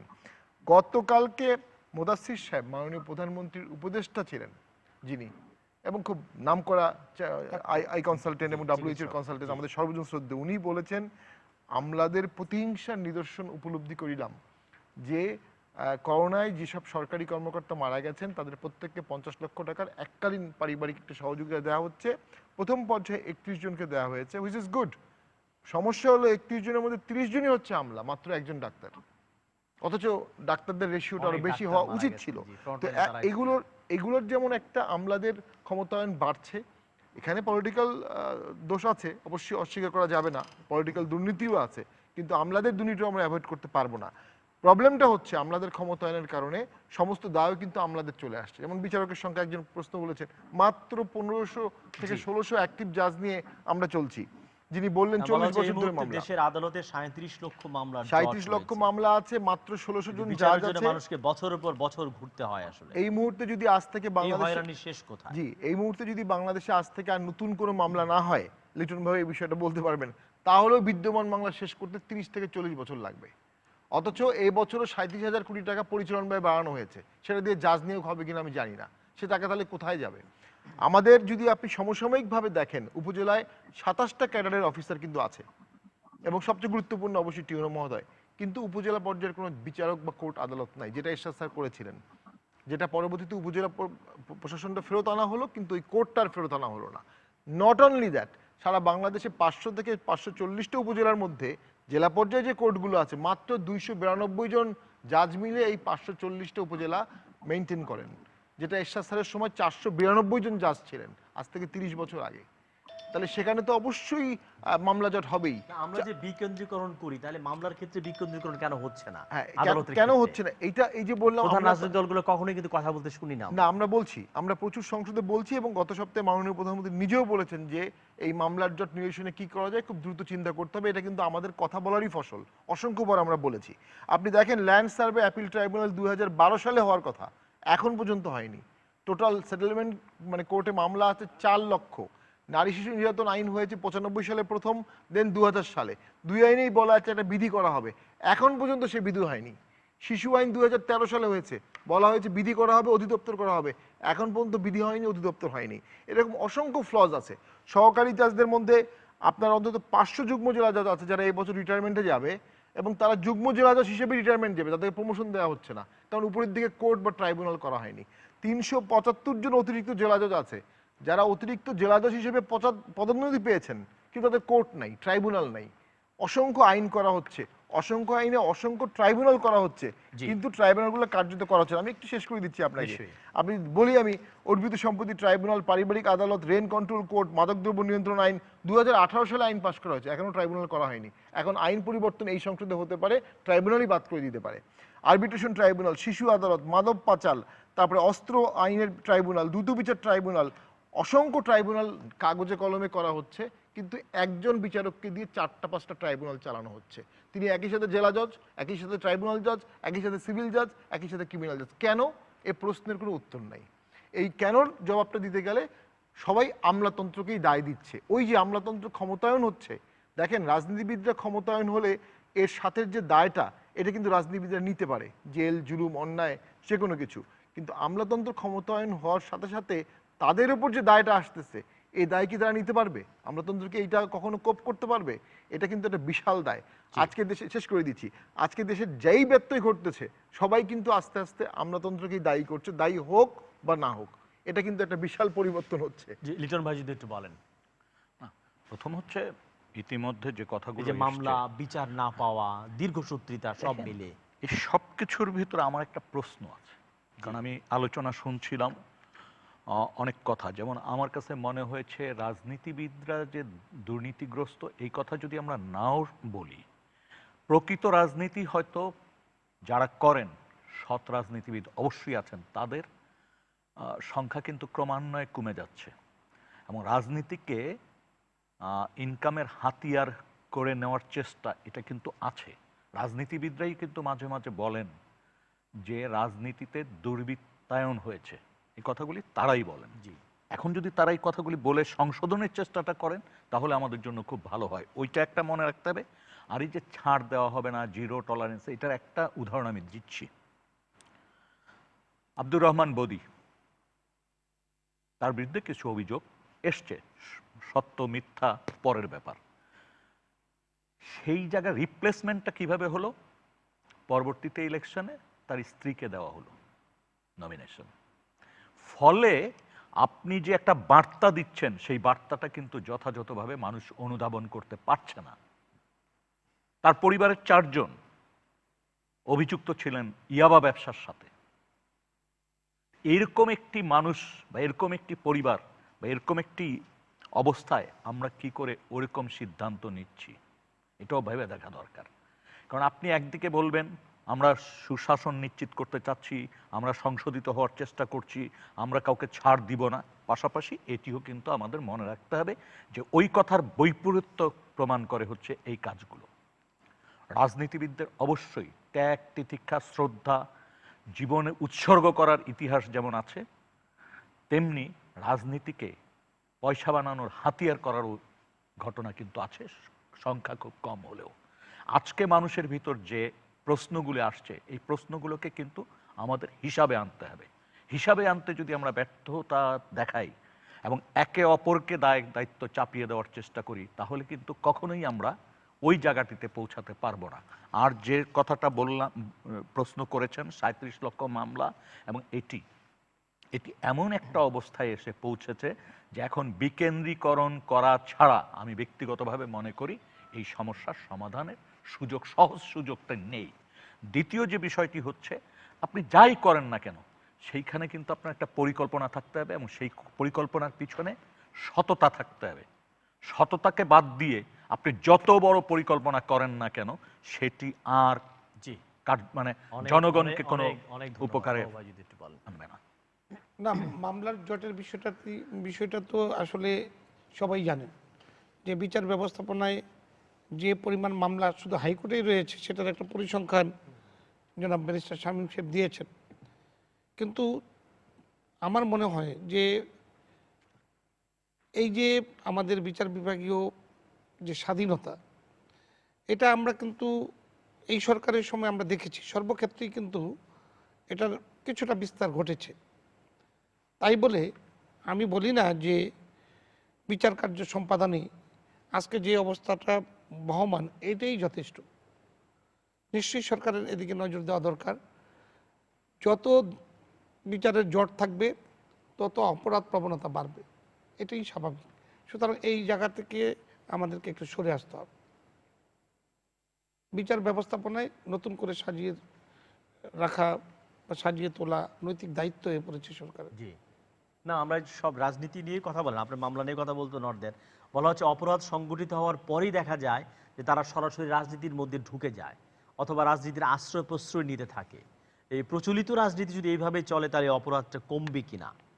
কেউ কেউ বলছেন যে এই দেশে বড় বড় অপরাধ করে প্রকাশ্যে ঘুরে বেড়ায় এরকম মানুষকেও দেখা যাচ্ছে আসলে। শুনুন, এবং ক্ষমতার পালাবদল হলেই আমি আপনাকে- রাজনৈতিক দলগুলো বিচার ব্যবস্থাকে নিজেদের কবজায় নিয়ে আসে। এই সেইটাও বিষয়গুলো- সেই প্রশ্নগুলো অনেকে করার এই চেষ্টা করেছে। বিষয়গুলো অনেক জটিল প্রশ্ন, কিন্তু আমার কথা হলো যে হাবিব ভাই খুব সুন্দরভাবে বলেছেন রাজনীতিবিদের সংখ্যা কত আর বাংলাদেশের জনসংখ্যা কত, বাংলাদেশের ব্যবসায়ীর সংখ্যা কত, রাজনৈতিক পরিবারের সংখ্যা কত, আর রাজনৈতিক স্যাক্রিফাইস কি, আর সারা বাংলাদেশের অন্য যারা আছেন অন্য শ্রেণীবিন্যাসের কথা আমি একসাথে বলতে চাই, তাদের পজিশনটা কি। সেই ক্ষেত্রে আমি সকল রাজনৈতিক নেতাদের পক্ষেই বলছি যে রাজনৈতিক নেতাদের ওই দুর্নীতি করার কোনো প্রয়োজন আছে বলে আমি মনে করি না, এবং দুর্নীতি করার জন্য কেউ রাজনীতি করতে আসেন না। রাজনৈতিকভাবে আত্মসচেতনমূলক কর্মকাণ্ডে সম্পৃক্ত থেকে আপনি একটু ভেবে দেখুন, দেখবেন যে আমার কথার সাথে আপনি একমত পোষণ করবেন। আপনি একজন শিক্ষক, শুধু প্রথিত যশা সাংবাদিকও বটে, সঞ্চালকও বটে। আপনি একটু বিবেক দিয়ে দেখুন তো যে যেই হারে যেইভাবে আপনি রাজনীতিবিদদের কথা বলছেন, পর্যায়ক্রমে রাষ্ট্রীয় ক্ষমতায় বিএনপি ছিলেন, জাতীয় পার্টি ছিলেন, আওয়ামী লীগ আজ রাষ্ট্রীয় ক্ষমতায় আছে, সেনাবাহিনীও ছিল। সেনাবাহিনীও ছিল, সব মিলে আমাদের সংখ্যা কত? দুর্নীতিবাজ সবাই দুর্নীতিবাজ, কিন্তু যতটুকু হয়েছে রাজনীতিবিদদের কারণেই দেশটা এগিয়ে যাচ্ছে। এই রাজনৈতিক চেতনাবোধ থেকে যারা আপনারা আলাদা হতে চান, রাজনৈতিক নেতাদেরকে যারা হেয় প্রতিপন্ন করতে চান, আমার একটা প্রশ্ন জাগে যে আসলে আপনারা কি চান? বঙ্গবন্ধু শেখ মুজিব থেকে শুরু করে অদ্যবেদী রাজনৈতিক নেতাদের চরিত্র বিশ্লেষণ করে আপনি দেখেন তো, আর একজন এই অর্থ উপার্জনটাই আমি বড় অপরাধ মনে করি না। আমি মনে করি রাষ্ট্রীয় সুরক্ষা প্রদান যাদের দায়িত্বে, তারা কতটুকু যথাযথ কাজ করছে, যারা সাংবাদিকতা করছে তারা কতটুকু যথাযথ কাজ করছে, যারা শিক্ষক তারা কতটুকু কাজ করছে, এগুলি সব কিছু রক্ষণাবেক্ষণের দায়িত্ব যেহেতু রাজনীতিবিদদের হাতে, সে কারণে অনেকে এই কথা বলে নিজেদের দায়িত্ব এড়াতে চান কিনা, এটাও আমার একটা প্রশ্ন। জি, হাবিব ভাই যদি একটু বলেন। না, আমি ভাই তো- বলছেন অনেকে মনে করেন যে রাজনীতি ঠিক না হলে দেশের কোনো কিছুই ঠিক হবে না, তো উনি বলছেন এইটা একটা দায় এড়ানো কিনা আসলে। না, দায় এড়ানোর আবার কেউ কেউ বলে না যে দেশ চালানোর ড্রাইভিং সিটে তো পলিটিশিয়ানরাই আছে, তারা তো ম্যান্ডেট নেয়, কাজে পুরো পৃথিবী জুড়ে কিন্তু তাদেরও রাজনীতিবিদদেরকে কিন্তু সবাই কিন্তু কটাক্ষই করে না, তোমার দায়িত্ব, তোমাকে ব্যর্থতা। না সেটা তোমার ঠিক আছে। সফলতা। দেন আমার বাংলাদেশের যদি সম্পর্কে আমি চিন্তা করি, জি, আপনার 111-এর সময় 2 বছর ছিল একটা ক্ষমতায়, এবার 2 বছরের ভিতরে যে কি যে হলো, জমির দাম বেড়ে গেল কয়েক গুণ, 5-10 গুণ এই 2 বছরের মধ্যে। আপনার আটা হয়ে গেল 50 টাকা কেজি, চাউল হয়ে গেল 60 টাকা কেজি, আপনার ইউরিয়া সারের বস্তা ছিল 300 টাকা বিএনপির সময়, ওটা হয়ে গেল 1800-2200 টাকা, সেটা এখন আওয়ামী লীগ কমে আবার 1200 টাকা 900 টাকা নিয়ে আসছে। এই যে 2 বছর ছিল, তো রাজনীতির বাইরে যারা দেশটাকে কোথায় নিয়ে গেছিল? মানুষের ধরে ধরে ব্যবসায়ীদের কাছে টাকা নেওয়া, মানুষের বাড়িতে ব্যবসায়ীদেরকে ধরতে যেত, রাজনীতি ধরতে যেত, সেখানে লুট করতো। রাজনীতি যে করে এই পর্যায়ে তো যায় না। এখন আমি আপনাকে বলি যে আমাদের একটা জিনিস বুঝতে হবে যে ঘুরে ফিরে আমাদের উপরে যা কিছু করেছে কিন্তু দেশটা বানাইছে রাজনীতিবিদরাই, যা কিছু হয়েছে রাজনীতিবিদের হাত দিয়েছে, ভালো কিছু যা হয়েছে, মাঝখানে কিছু কিছু কাজ সেটাই হয়েছে। বলছে যদি ভালোর ক্রেডিট আপনি নেন তাহলে যে ব্যর্থতা, দুর্নীতি, ব্যর্থতার সেই দায়ও তাহলে আপনাকে নিতে হবে। এই জন্যই বোধহয় মানুষ এইভাবে দেখে। দায়িত্ব রাজনীতিবিদদেরকে নিতে হবে, কিন্তু ঘোরাও ভাবে যেটা বলা হয় সেটা। এখন ধরেন আপনার এই যে আবার স্বামীমানের পাঠ যে কথাটা বললেন, আমি কিন্তু এই কথাটা আগে টেলিফোন বলেছিলাম সাংঘাতিকভাবে। কোনটা? সেটা হলো করোনাকালীন সময় সরকার ওই যে আমলাতান্ত্রিক কারণে যেটা বলে, সরকার থেকে ঘোষণা হলো যারা ডাক্তার বা যারা সরকারি কর্মকর্তা কর্মচারী তারা যদি অসুস্থ হয় 5 থেকে 10 লক্ষ টাকা পাবে, আর মারা গেলে 50 লক্ষ বা 25 থেকে 50 লাখ টাকা পাবে। আমি আপনাকে দিব্যিতে বলতে পারি এই দেশের সাধারণ কোনো মানুষ আক্রান্ত হলে তাদের তো চিকিৎসা করে নাই, সরকার করে নাই, বেসরকারি হাসপাতালগুলোতে গেছে 10 লাখ 15 লাখ 20 লাখ টাকা ধরা দিয়েছে বিল, মারা গেছে যাদের তার ক্ষতিপূরণ পায়নি। কিন্তু সরকারি কর্মকর্তারা মারা গেছেন তারা 25 থেকে 50 লক্ষ টাকা পেয়েছে, বিভিন্ন সরকারি যারা চাকরি করে সরকারি আওতা যা আছে। এবং আমি আপনাকে বলি যে অনেকেই অসুস্থ হয়নি, আমি জেনে বলতেছি, কিন্তু করোনা আক্রান্ত হয়নি। এখানেও আমি business সরকারি, হয়েছে। হ্যাঁ আমি সরকারি কর্মকর্তা, আমি বিভিন্ন বাহিনীতে আছি, আমি বললাম আমি অসুস্থ, আমি 2 দিন হাসপাতালে ভর্তি হলাম, আমি 10 লাখ টাকা বিল উঠাই নিয়ে গেছি। আমার 3 দিন জ্বর হয়েছে, আমার 3 দিন জ্বর হয়েছিল, আমি 3 দিন হাসপাতালে ছিলাম, আমি বড় অফিসার, আমি 10 লক্ষ টাকা নিয়ে গেছি। কেউ বলবো না সাহস করে, আমি তো বলি, আমি তো বলবো।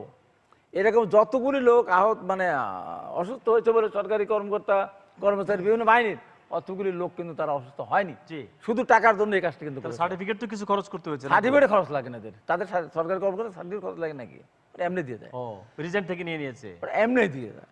এখন কথা হলো যে আজকে সব কথা শেষে যে কথা বলতে চাই, দোষাপর রাজনীতি অনেকদিন করলাম, অনেকদিন করে এখন যে আমি মানে আমাদের বিবেকটা কোন জায়গায় গেছে, মানে রাজনীতির ভিতর পলিটিক্স আমি ঢুকাতে চাচ্ছি না, রাজনীতির মধ্যে পলিটিক্স ঢুকাতে চাচ্ছি না। তারপরে আমি বলি পার্থক্যটা কি, তার আমি বলি ব্যাখ্যা করেন। শোনেন না, আমার খুব মজা, জি আমি 1 বছরের 2 বছরের ভিতরে 1.5 বছর 2টা নির্বাচন করলাম। জি একটা নির্বাচন করলাম, এমন একটা নির্বাচন করলাম আমি হেলিকপ্টারে ঢাকা হাসপাতালে থাকতে হলো, হেলিকপ্টারে চলে আসলাম। এক বকুল ভাই মারা গেলে লাশ নিয়ে গেছিলাম হেলিকপ্টার করে, আর এই আমার জীবনের 2nd দিন হেলিকপ্টারে ইলেকশন করতে গিয়ে আমি ঢাকাতে আসলাম। এইবার ইলেকশন করতে গেলাম, হেলিকপ্টারে আসা লাগে নাই, কিন্তু প্রধান নির্বাচন কমিশনার যখন আপনাদের গেলেন, উনি বললেন নির্বাচন নিরপেক্ষ হবে, সবাই বললো। তো আমাকে বললেন নির্বাচন নিরপেক্ষ হবে। আমি প্রধান নির্বাচন কমিশনার 2টা ধন্যবাদ দেবো। একটা হলো যে 9 তারিখ সকাল 9টা থেকে 5টা পর্যন্ত ভোট আমিই বলেছিলাম, তা রাতের বেলায় ভোট ব্যালট বাক্স নিরাপদ না, এটা আপনি করেছেন, অনেক পৌরসভায় করেছেন, আমার এখনও করেছেন। আর বলেছিলাম যে ভোটের ব্যালট পেপার সকালবেলা যায়, এটা আপনি শুনেছেন, আপনি এটা করবেন, প্রশাসন সেইভাবে ব্যবস্থা নিচ্ছে। তো আপনার নির্বাচন সুষ্ঠু করতে পারবেন এটা আমি বিশ্বাস করি না। পারবে কে? ওই যে এসপি সাহেব বসা আছে, ডিসি সাহেব আছে। এসপি সাহেব গত বছর আমার 6টা মামলা ছিল, তার সামনে বলতে 6টা মামলা দিয়ে 2টা নাই, আমার শত শত লোকের নামে মামলা দিল, অনেক লোককে গ্রেপ্তার করেছিল এবং রাতের বেলা ভোট কেটে দিয়েছিল, সামনে বললাম। উনি যদি কথা বলেন দেন যে 26 তারিখ পর্যন্ত আমার কোনো লোক গ্রেপ্তার হবে না, মামলা হবে না, তাহলে আমি আশ্বস্ত হব। এসপি আমাদের বললেন, আমি কথা দিলাম, এবার আপনার কোনো লোক মামলাও হবে না, গ্রেপ্তার হবে না। আমি বাড়িতে পৌঁছানোর আগেই আওয়ামী লীগের নিজেদের অফিসে আগুন দিয়ে পুড়াই দিয়ে চেয়ার টেবিল ভেঙে গুলি টুলি করে 2 থানা 3 মামলা দিয়ে দিল। ওকে হাবিব ভাই, শোনেন শেষ করি মজার কথা। পরে আমি আসলাম প্রধান নির্বাচন, এখানে দেখা করলাম, খুব ভদ্রলোক, দেখাটা কেমন করলো, মুখ চুদ্ধে তাকে আমাকে সালামও দিলাম, দিয়ে বললাম আচ্ছা আপনাদের প্রধান নির্বাচন কমিশনার, আপনার বিবেকে কি একবার আসে না যে 100% ভোট কাস্ট হতে পারে, 100% মানুষ ভোট কাস্ট হতে পারে? তো না, তাহলে আপনি তাহলে এটা কেন ই করেন না, রিটার্নিং অফিসার মাধ্যমে ওই প্রিজাইডিং অফিসারকে জিজ্ঞাসা করেন না? আপনি কি ভাবতে পারেন যে 2 ভোট 3 ভোট 5 ভোট করে বিএনপি প্রার্থীরা পেতে পারে? না। আপনি কি বলতে পারবেন হল্প করে যে বিএনপি একটা সংসদে আসনে মাত্র 57 ভোট 143 ভোট পেতে পারে? তো না। তাহলে আপনি এগুলো কেন করেন না? তখন অতীতের কিছু উদাহরণ দিয়ে পরে বললো যে 50 বছরে এটা ঠিক হবে না। এই যে অনৈতিকতা আমাদের মধ্যে, এখন আমি উত্তরা নির্বাচন হচ্ছে, একটা মানুষের ভিতরে একটা আতঙ্ক ভয় কাজ করতেছে, কি না হয় কি না হয়। এখন ইভিএম এ তো ভোট কালকে সকালবেলা হবে, এখানে 9টা থেকে ওরা 8টায় গেছে, কিন্তু অনেক ইভিএম কে কি করে আমি জানি না। আমি শেষ কথা বলি, আমি বলতে চাই যে এই আমাদের সংস্কৃতি ফিরে আসুক। রাষ্ট্রপতি ভাষণ দিয়েছেন, শেষ করি, রাষ্ট্রপতি ভাষণ দিয়েছেন পরম সহিষ্ণুতা, 71-এর আমাদের চেতনা ফিরে আনতে হবে। তো 71-এর চেতনা ছিল বঙ্গবন্ধুর, ভোট চুরি করা না, ভোট ডাকাতি করা না, যার ভোট সে দিবে, মানুষের অধিকার প্রতিষ্ঠিত করতে হবে। সেই জায়গায় হাবিব ভাই যেটা বলেছেন, পশ্চিমবঙ্গের একজন বিখ্যাত কবি, তার নাম হচ্ছে নীরেন্দ্রনাথ চক্রবর্তী, তিনি বলেছেন যে রাজনীতি সে তো ভালো, কিন্তু সেখানেও ঢুকে গেছে পলিটিক্স। শেখ রবিউল যদি বলেন এই যে রাজনীতির ভেতরে পলিটিক্স ঢুকলে কি হয় আসলে, শেখ রবিউল? পলিটিক্স ঢুকলে যা হবে বা যা হয় তা দেখতেই পাচ্ছেন। দর্শক প্রশ্ন করেছিল যে রাজনীতিবিদদের অর্থ, এবং আমাদের আরেকজন রাজনীতিবিদ বাংলাদেশে, তিনি আরেকটা কথা বলেছিলেন যে জনগণ যে কি জিনিস পাবলিক তা বুঝলো না, সেটাও একটা ব্যাপার। জনগণ কি জিনিস সেটা এখন রাজনীতিবিদরা বুঝছে, আর রাজনীতির মধ্যে পলিটিক্স ঢুকে গেছে, কি জিনিস সেটা এখন জনগণ বুঝতে পারছে। অর্থাৎ বাংলাদেশের জনগণ রাজনীতিবিদদেরকে একটু পরিচ্ছন্ন ভিন্ন আঙ্গিকে দেখতে চায়। কারণ আমাদের অতীতে যারা পলিটিশিয়ান ছিলেন বাংলাদেশের স্বাধীনতা সংগ্রাম বা তার আগে আমাদের স্বাধিকার আন্দোলনের সময় যারা রাজনীতি করেছেন তাদেরকে বাংলাদেশের মানুষ একটু ভিন্ন প্রেক্ষাপটে দেখেছে, ভিন্ন আঙ্গিকে দেখেছে।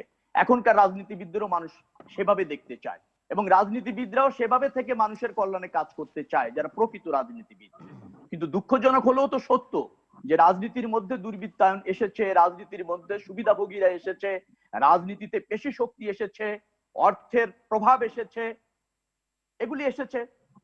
আসার ফলে যেটা হয়েছে, প্রকৃত রাজনীতিবিদরা ক্রমান্বয়ে এখানে রাজনীতি করা কঠিন থেকে কঠিনতর হয়ে গিয়েছে এবং নিজের দলের মধ্যেও হয়েছে আর রাষ্ট্রীয়ভাবে তো হয়েছেই। রাষ্ট্রে তো নিধন চলছে, ক্ষমতাসীনরা ধরেন বিরোধীদের নিধন করতে চায়। 37 লাখ মামলা নিয়ে আপনি উদ্বিগ্ন, আমরাও উদ্বিগ্ন।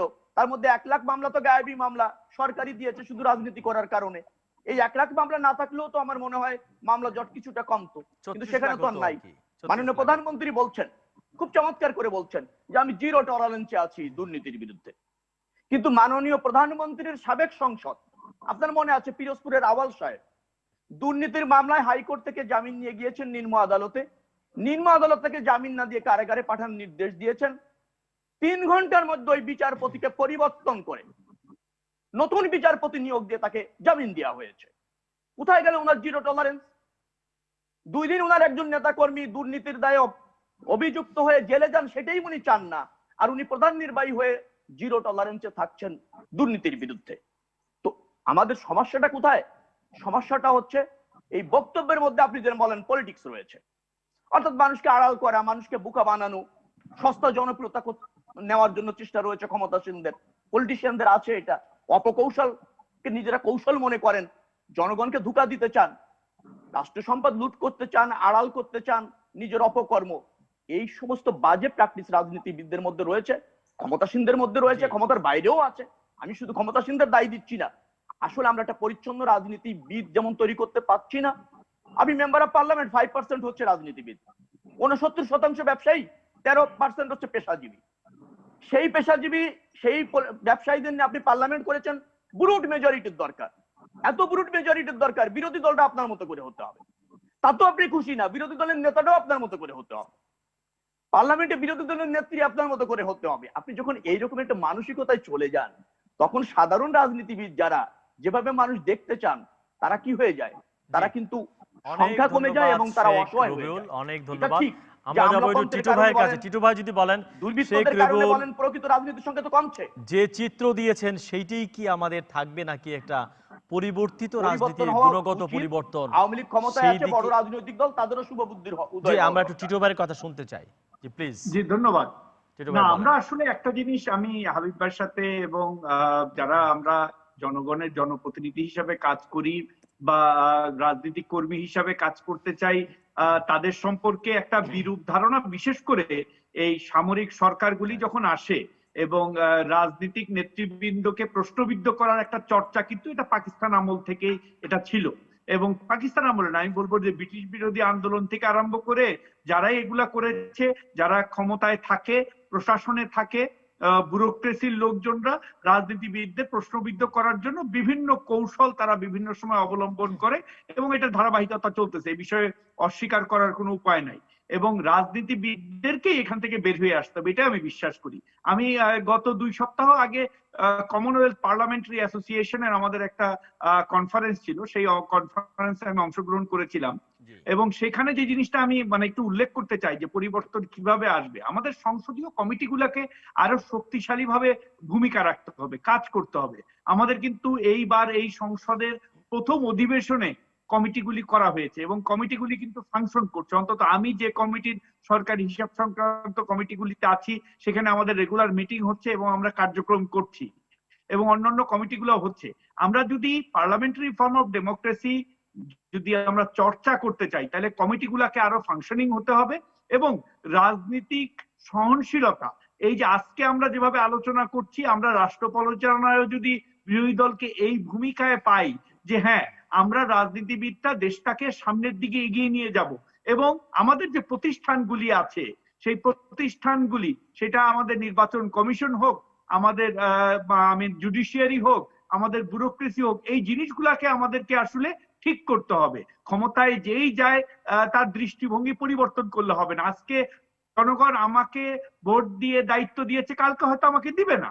আমার আস্থার জায়গাটা কিন্তু জনগণ। আমরা কিন্তু যারা কাজ করি এখানে কিন্তু রাজনীতিবিদদেরকে আমি আলাদা করে দেখতে চাই না।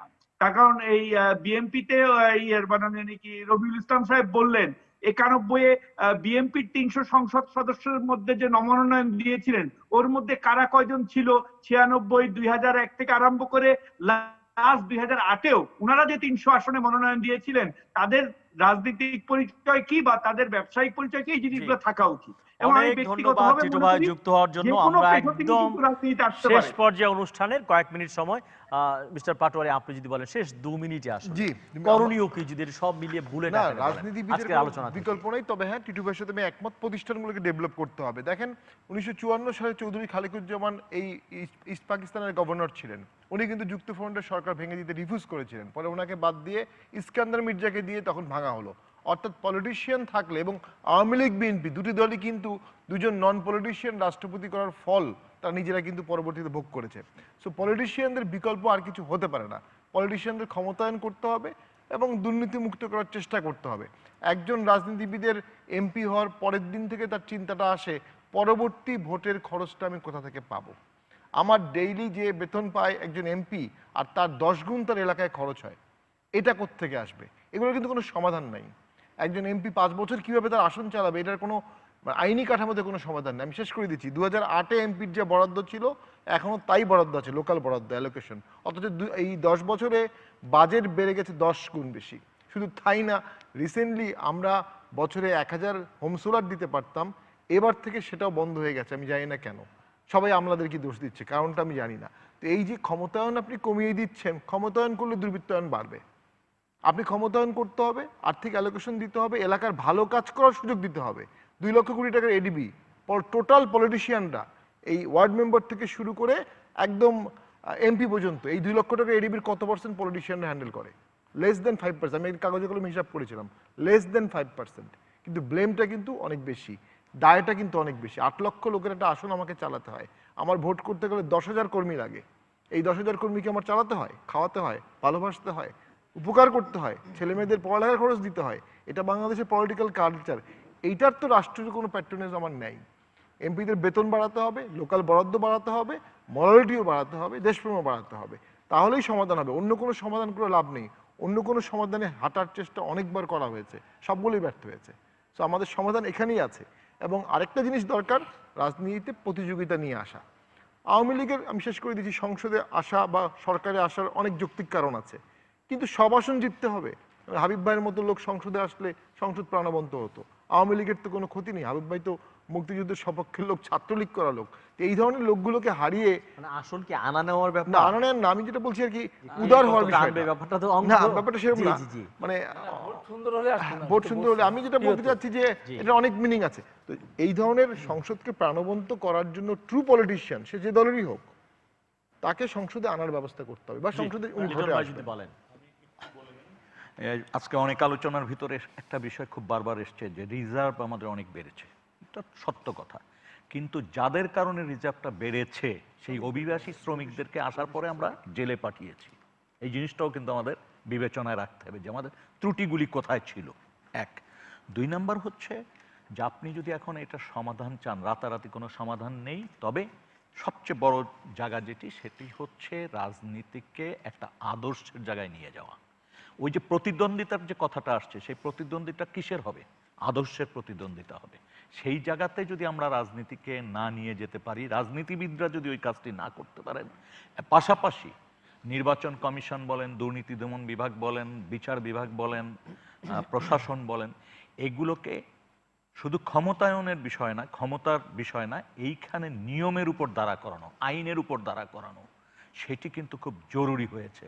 সেই জায়গাতে যদি আপনার বিষয়টি এরকম হয়, যা এর আগে একজন বললেন যে এলাকায় 10,000 কর্মী, 5,000 কর্মী বা নির্বাচন ইত্যাদিতে খরচ, এটা সত্য। এই জায়গাটিতে কেন আমরা গেলাম? 1 দ্বিতীয় হচ্ছে এটিতে শুধু বেতন বৃদ্ধি করে এখানে বা কোনো বরাদ্দ দিয়ে এখানে উন্নয়ন সম্ভব না, কারণ ইতিমধ্যে পত্র পত্রিকা থেকে বিভিন্ন জিনিস যেভাবে এসছে, আমি নিজেও ব্যক্তিগতভাবে বোঝার চেষ্টা করেছি, অস্বীকার করার উপায় নাই। দুর্নীতি এমন একটা রন্ধে রন্ধে প্রবেশ করেছে যে সেখানে আমরা একজন পুলিশ নিয়োগের ক্ষেত্রেও কিন্তু কোটা প্রথা চালু আছে। দুর্ভাগ্যজনক যে সেখানেও কিন্তু ভাগ দিতে হচ্ছে, যেটি আমি ব্যক্তিগতভাবে মনে করি আমরা বড় বড় পর্দা অনেক চীন থেকে শুরু করে সব ভয়ঙ্কর জায়গায় সব কিন্তু ভাগটা হাজার না গুণ দিলে কিন্তু দুর্নীতির কোথাও খবর আমরা হচ্ছে না। আজকে দেখেছি ফরিদপুরের কথা উঠিয়েছিলেন, ফরিদপুরের মাস্টার মাইন্ড কে ছিলেন, কার আশ্রয় প্রশ্রয়, কার বাসা থেকে তাদেরকে গ্রেপ্তার করা হলো, এই বিষয়টাকে আমাদের চোখে পড়ে না? তিনি আত্মীয় হন, ক্ষমতাধর যত বড়ই হন, তাকেও কিন্তু এবং প্রশ্নের এরা মুখে কিন্তু পড়া যে উচিত। ছাত্রলীগ করতো, যুবলীগ করতো, এর মধ্যে ঢুকেই কিন্তু এই পলিটিক্স গুলো করে তারা দুর্নীতিগুলো করে। ওই যে মাওবাদী পলিটিক্স, বলেন। রাজনীতির ভিতর শেষ politics। 2 মিনিট কিভাবে শেষ করতে পারি আমরা? আসবো, আপনাকে দিয়ে শেষ করবো, অস্থির হবেন না প্লিজ। দেখেন, আসলে পরে আমি কিন্তু আজকে খোলামেলা অনেক কথাই বলেছি। শেষ পর্যন্ত এই বলবো যে রাজনৈতিক নেতাদের প্রতি আস্থা বাড়িয়ে দিন, দেশ ঠিক হয়ে যাবে। আপনারা রাজনৈতিক নেতাদেরকে যেভাবে হেয় প্রতিপন্ন করতে চান, আসলে নিজের পজিশনটা একটু চিন্তা করতে হবে। কোন জায়গা থেকে আমি কথা বলছি সেইটাও নিজের বিবেচনায় রাখতে হবে। সুতরাং যারা রাষ্ট্র পরিচালনা করবে তারা জেলে ঢুকাচ্ছেন না কি করছেন, সেই বিষয়টি ভাবার রাষ্ট্রে অনেক লোক রয়েছে। ঘরে বসে যদি আপনি বলেন যারা রেমিটেন্স পাঠায় তাদেরকে জেলে দিচ্ছি, 300 লোককে লেট মি আপনি ফিনিশ জেলে হোয়াট আই সে দিয়েছেন। প্লিজ। একটু শুনি আমরা। হ্যাঁ, এই বিষয়টা কিন্তু আপনাকে জানতে হবে, বুঝতে হবে। কি একটু বলেন আপনি। আপনাকে আমি জিজ্ঞেস করি কাকে জেলে পাঠানো হয়েছে? না, উনি বলছে বিদেশ থেকে যারা ফেরত এসছে। যারা জি যারা ফেরত আসছে, জি যখন আসতেছিলেন, যখন সারা পৃথিবী থেকে মানুষ এই করোনায় বাংলাদেশের দিকে আসতেছিলেন, তখন কিন্তু বাংলাদেশের একমাত্র প্রধানমন্ত্রী মানবতার শ্রেষ্ঠত্ব যিনি অর্জন করতে পেরেছেন, তিনি কিন্তু তাদেরকে রিসিভ করেছেন, তাদেরকে থাকার জায়গা দিয়েছেন, তাদেরকে ঘরে বাড়িতে ফিরে আসা সুযোগ দিয়েছেন, যার কারণে অনেক দিন পর্যন্ত প্লেন চালু ছিল। আমাদের এই কখনই আমাদের এই এয়ারপোর্ট বন্ধ করেননি। কিন্তু যখন আসতেছিলেন তখন বললেন ওরা কেন আসলেন, এরা করোনা নিয়ে আসছে, তখন কিন্তু আবার এই ধরনের বুদ্ধিজীবীরা, ভদ্রলোকরা এইসব কথা ছড়াতে শুরু করেছিলেন। সুতরাং আপনাকে বুঝতে হবে রাষ্ট্র যখন যারা পরিচালনা করেন তাদের কিন্তু বুদ্ধিমত্তার খুব যে অভাব রয়েছে বিষয়টা এখানে নয়। সুতরাং যখন যা ইচ্ছা তা বলে সরকারকে তুচ্ছ তাচ্ছিল্য করার কোনো অবকাশ নেই। সবসময় সরকারের পক্ষে থাকতে হবে, রাষ্ট্রের পক্ষে থাকতে হবে, দেশ এবং জাতির পক্ষে কথা বলতে হবে। জি হাবিব ভাই, আপনাকে দিয়ে শেষ করি। একটু বলতে চাই। একটু আমি বলেন, কাউকে 30 মেনশন সেকেন্ড, করিনি। 30 সেকেন্ড নো বলেন। মেনশন টু রিটার্ন ভাই, বলেন। সরি। আমি একটু বলছি যে যে ঘটনাটি ঘটেছে আর বাবু ভাই যে ব্যাখ্যা দিচ্ছেন আসলে আমাদের বোঝার ভিতর সম্ভবত ভুল। এক্স্যাক্টলি, আমি আমি- বিষয়টা আমি জানি, এই কিন্তু কারণে বলছি। জানি আপনি যদি যে বলেন, এই হ্যাঁ। বিষয়টি নিয়ে একটা রিট হাইকোর্টে হয়েছে, যে জি, রিট জি, হয়েছে আমি এবং জানি, সবাইকে এবং রিলিজ করতে রায়টা হয়েছে পক্ষে এসেছে, এবং জি। যেই পুলিশ অফিসার ইনভেস্টিগেশন রিপোর্ট দিয়েছিল যে ওরা রাষ্ট্রের বিরুদ্ধে ষড়যন্ত্র ইত্যাদি ইত্যাদি সব বাতিল। এটা হইতে পারে। আমি বিদেশে কিন্তু বাবু ভাই এই জন্য বলি, বললাম কতগুলো আপনার অভিবাসী জবাব আর শ্রমিক আমার বিদেশে তাদের প্রশ্নের নামে ভিতর অভিযোগ পার্থক্য ছিল না। বাংলাদেশে দুটো তো আলাদা। আসার পর তাদেরকে ধরা হয়েছে। এটি নিয়ে অভিযুক্ত হচ্ছে যে বিদেশের অভিযোগ আমরা কোনো আমলে নিচ্ছি আমাদের শ্রমিকরা, সেটা কিন্তু করোনার কারণে না। ওই সঙ্গে আমি একটু যুক্ত ছিলাম জানি, এবং রায়টা কিন্তু ওদের পক্ষে আসছে। রায় পক্ষে যে আমাদের জ্যোতির্ময় বড়ুয়া সে এখানে ফাইট পুলিশ করেছে, আমি দোষীকে রায় তথ্যগুলো পক্ষে জানি, আসছে। এই জন্য। জি হ্যাঁ, আপনি শেষ আমি করেন এখানে please। একটা জিনিস পরিষ্কার করে শুধু বলতে চাই যে এই যে নূর ভাই যে কথাটি বললেন, রিজার্ভ নিয়ে একটা কথা, রিজার্ভ বাড়তেছে আমাদের কেন জানেন? আজকে 7 মাস 8 মাস নতুন করে ভারী শিল্প প্রতিষ্ঠানের জন্য কোনো আপনার ইম্পোর্ট হচ্ছে না, আপনার মেশিনারিজ আসতেছে না, যা যেটুকু আসতেছে সেটুকু। আর আমার অর্থনীতির সূচকগুলি বেড়ে যাচ্ছে তাই আমি বলি, তাহলে আমি যদি আপনাকে প্রশ্ন করি এখন কি আর বিদেশে কোনো লোক যাচ্ছে, আপনি উত্তর বলেন না। আমার বিদেশে যে সমস্ত কর্মী বা প্রবাসী যারা আছে সবাই কি এখনো চাকরিতে বা তাদের অর্থ উপার্জন আগে যেটুকু হতো সেটুকু এখন করতে পারছে? আপনি বলবেন না। আপনি যদি বলেন এই দেশে শিল্প কারখানা অনেক গড়ে উঠছে এই 9 শেষ মাসের করতে মধ্যে, হবে, এখন এই আলোচনা না বিস্তারিত সুযোগ না নাই। না বলতে আপনার না, তো কোনোটাই যদি আমার উন্নতি না হয় তাহলে আমার অর্থনৈতিক সুযোগ বাড়ে কি করে? আর রিজার্ভ বাড়ার কারণ হলো যে আমার ওই যে খরচ করতেছি না, তখন জমা হচ্ছে এইটু না। এখন যে কথা আমি শেষ কথা বলতে চাই, সব কিছু পরে ওই যে একবার বিদায় দে না মা ঘুরে ফিরে ঘুরে কোথায় যাবে? ঘুরে আসি। ও তো ফাঁসির আগে, আজকে ওই ক্ষুদিরামের জায়গায় গান, এটা কেন? ওই জায়গায় আসতে হবে না, ওই জায়গায় আসতে হবে। ফাঁসি তো আমরা নিছি, ফাঁসি নিচে কি? ফাঁসির নিচে মানে কি? আরে শোনেন না, জি। ফাঁসি নিচে কোনটা? ফাঁসি নিচে আজকে গণতন্ত্রের গলা টিপে হত্যা করে ভোটাধিকার যদি আপনি প্রয়োগ করতে মানুষকে না দেন, জি। তাহলে এই সুশাসন যতই আপনি চেষ্টা করেন না কেন, আমি যে অফিসারকে দিয়ে রাত্রিবেলা ভোট কাটাবো, আমি যে ছেলেকে এখন যদি হাবিব সিল ভাই মারাবো, একবার সুযোগ দেন তাহলে সেই- অনুষ্ঠান শেষ করি আর সেই কি। সেই আমি সুযোগ ঘুরে আসলে তো সুযোগ সেটা- দেন, শেষ করি। সেই- অনেক সেই ধন্যবাদ জায়গাতে চারজনকে। আমাকে আসতে হবে। অনলাইনে যারা দুজন যুক্ত হয়েছিলেন তাদেরকে অনেক ধন্যবাদ। প্রিয় দর্শক, আপনাদেরকে অনেক ধন্যবাদ অনুষ্ঠানটি দেখবার জন্য। আগামী সপ্তাহে আবারও ফিরে আসব। সবাই ভালো থাকুন, নিরাপদে থাকুন এবং সুস্থ থাকুন। সামাজিক দূরত্ব বজায় রাখুন এবং আমি যেভাবে মাস্ক ব্যবহার করি সেভাবে সবাই মাস্ক পরে থাকুন।